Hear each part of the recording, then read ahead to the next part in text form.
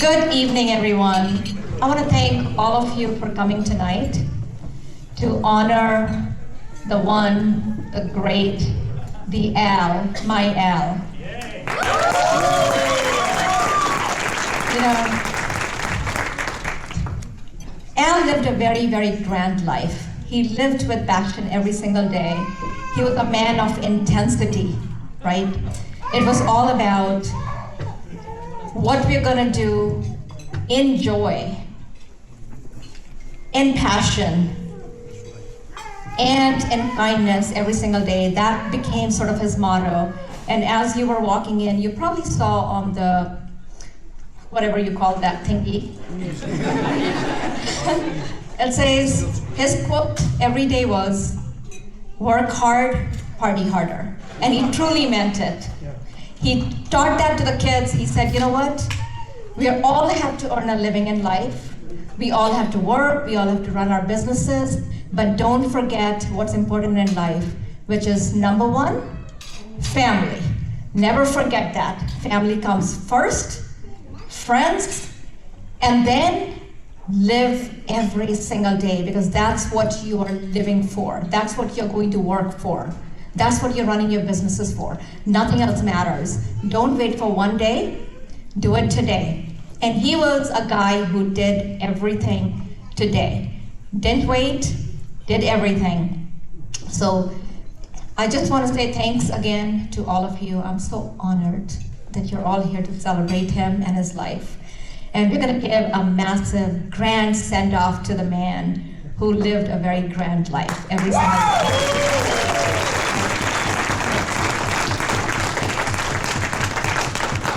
So I'll share a quick story as to how I actually met him. Some of you know, but you know, it tells you what kind of a person he was when he was a young man.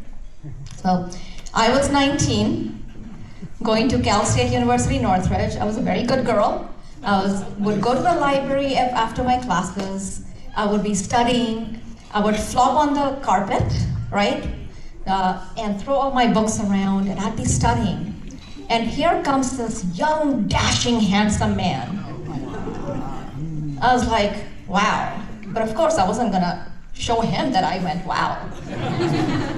And he came and tapped my shoulder one day and gave me a red rose, and then immediately turned around and left. It's kind of like a mystery man, right? And he did that the next day, he did that the following day, and he kept on doing it for days and days and days, until one day, I'm looking outside the window of the library, and it had become a pattern. I knew a big Bifkoof is coming with his flowers. So I'm waiting for him, and so far we have not said a word to each other. He has not asked me out, he has not said anything, I don't know his name. And I see him running really fast, huffing and puffing, and he's running towards the library, and he's looking back, and he's running, but he's got the rose in his hand. So I said, okay. So he finally made it in, and I noticed somebody was running behind him. So he's being chased, right? So he finally makes it to the library and comes to me, and so I asked him, what was going on? What was that all about? And he said, listen, I'm on a student budget. I don't have money to buy flowers for you. So I've been stealing them from the seats on Cal State Northridge Garden. So they've been waiting to nab me, right? So that's the day when I grabbed him by the neck, and I said, what's your story, man? And he said, coffee? I go, you could have asked me for coffee 30 days ago, right? So anyway, that's how it started. We went out for coffee, and that one date from the time I was 19 to today, next month, when I'm going to be 59. I feel like I've lived most of my life with him. So thank you very much for coming. And I was telling some of the friends that when we was, it's been a very tough few days, obviously. But when the kids and I started planning his memorial with family and our very close friends, nothing felt right. We couldn't have a somber ceremony for him because he is not a somber guy. We couldn't have a subdued ceremony for him because that's not Al. he would be so mad from up there. He'd be telling me, Needy, what is this? What is this? Right? You gotta do it in the right way. So here it is. We decided we were gonna give him this massive send-off. So again, thank you, and I'll call my kids up now.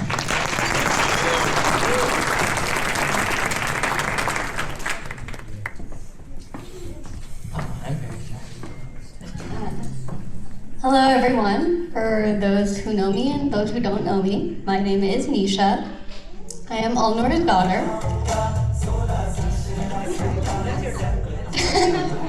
Alright, I have just a few words to say tonight. Give me a couple of minutes.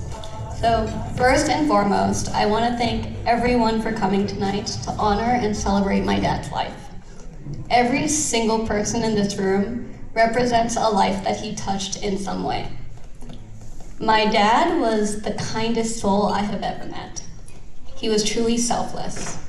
He gave everything he had to others, even when he had very little for himself. He never treated anyone as if they were beneath him. In his eyes, everyone deserved a chance to succeed. And he genuinely wanted people to go far in life. Not only did he believe in people, he also helped them get there personally. Growing up, I have so many warm memories of my dad. He would take us to the park to play soccer, and we'd go on long walks while my brother and I rode scooters beside him. Every weekend, he would take us to Palm Springs, where he would stand in the pool, waiting to catch me while I jumped in with pure excitement. He also loved showing us the world. He would take us to all-inclusives in Mexico several times a year. Those trips meant more than just vacations, though. They were his way of teaching us to experience different cultures and see life beyond our own little bubbles. He wanted us to appreciate everything this world had to offer. One of the biggest lessons that he taught me and my brother was that money means nothing if you are not happy. Yes, we should work hard, chase our goals, build successful careers, but if we are not enjoying life along the way, what's really the point? We should go out to the dinners with our friends, take the trips we dream about, celebrate the little moments, leave the jobs we're not happy in, and enjoy life to the fullest extent. As my dad always said, you have to work hard, but party harder. As I got older, my dad and I definitely butted heads sometimes. But as I became an adult, I realized why. We were incredibly similar. He taught me to be loving and compassionate, but also extremely strong-willed, and maybe just a tiny bit stubborn. We both like to have that final word.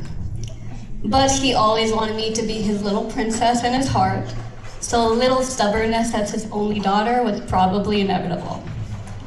He was also my biggest fan. He was a phone call away whenever I had a story to share, whether I was telling him about spending time with my friends, talking about my husband, Nihar, discussing real estate, sharing travel plans, and often given a lot of unwarranted advice, as any dad does. He was always there. He'd remind me to be careful when I was climbing waterfalls in Jamaica or snorkeling with whale sharks in Mexico. He celebrated the really big moments too. Getting engaged and married, promotions at work, life decisions, and even when I chose to leave my corporate job and join my mom's company. Yes, yes. There truly wasn't anything in life that I did not share with my dad. He was my sounding board for everything. And honestly, I think what I will miss the most are those simple conversations when we would sit around the dining table just talking about life. Over the past 6 weeks, I was lucky enough to spend a lot of time with my dad. When the doctors gave us his timeline, I did not hesitate. I booked a one-way flight so I could spend every possible minute with him. Even as things became physically difficult for him, there wasn't a single day while he could still speak that he didn't gather the strength to hold my hand and tell me that he loved me and to always take care of my mom. And every time I told him the same thing, that I loved him too, and of course I would.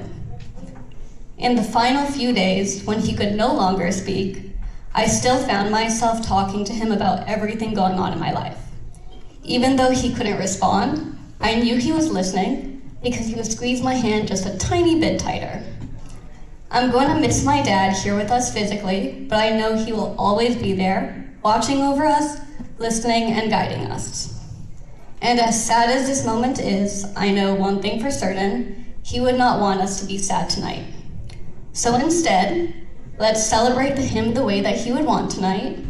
Let's raise our glasses to Al and continue his legacy. And tonight, we dedicate to partying harder in his honor. Thank you all so much.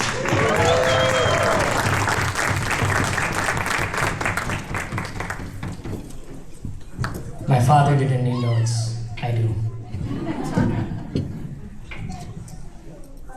Over the last week, I've found myself doing something a little bit strange.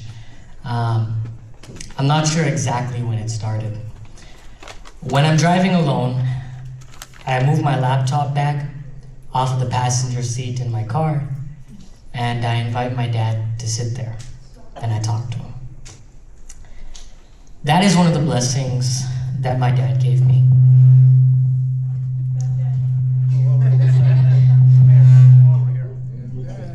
Yes, he's agreeing. That's one of the blessings my dad gave me. We talked about many things, but primarily he taught me about spirituality. My dad and I would have conversations that lasted hours, hundreds of them, over the last 5-6 years alone. We talked about everything: Islam, Christianity, Hinduism, Buddhism, even science. No matter which way we approached it, we always found ourselves coming back to the same idea: the soul. What I'm about to say might glaze a few eyes over, but I think it's worth sharing because this is what I talked to with my daddy. One day, my dad and I were having a conversation about science and physics and the justification for eternity. We landed on an idea. Given an infinite amount of time and infinite combinations, regardless how the universe begins or restarts, eventually, the same arrangement of atoms and frequencies would occur again. And without an observer of time, when we leave this world, it would feel like only an instant before that exact situation recombines again. That means that wasn't the first time I'd be having that conversation with my dad, and neither would it be the last. That gives me comfort. Yeah, you can clap.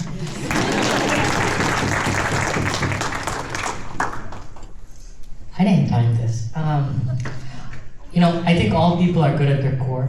Most of us want to help others, but we also have limits. Eventually we get overwhelmed. Sometimes the situation can't be helped, or the person can't be helped. And we need to step back and focus on our own lives. That's normal. That's human. But my father, I think he was 1 in a million. The way I think of him is this, and I'll share this with you. Imagine walking into a gym with heavy weights. Most of us would look around and feel overwhelmed. We'd need to step outside and take a break, but my dad saw it differently. The gym is an allegory for life. He was a lifter in the gym, and the weight was there to be lifted. So that's what he did. He lifted. That weight, we can talk about the serious things, but I can also talk about the more light things. I'd see my father before social events, and I'd ask him, "Dad, you look tired." And he'd say, "Yeah, son, I'm tired." But when he'd enter a room with his friends, I'd physically see him flip a switch. And all of a sudden, he was the Al that started parties. He was the Al that made jokes. He was the Al that was an icebreaker for everybody. And then after, he was tired again. But again, he was in the gym, and the weight was there to be lifted. That's my daddy. That's my daddy.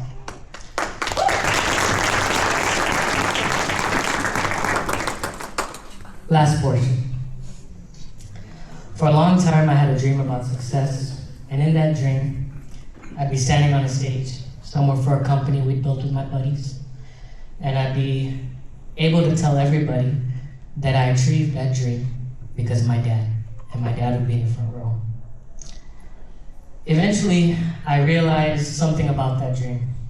It wasn't really about success. I just loved my dad. And I wanted him to have a stage, a pedestal, where I could praise him.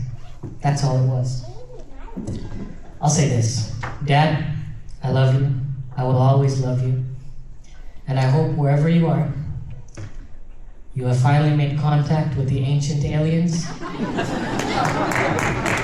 and the Anunnaki, and you will be able to let us know when they're coming back for their gold. For those of you who get it, you get it. If you don't, talk to me.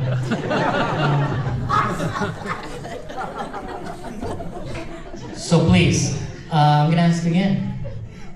Raise your glasses for a toast. Dear Eleanor, we love you, and now we carry forward into the future that you built for us.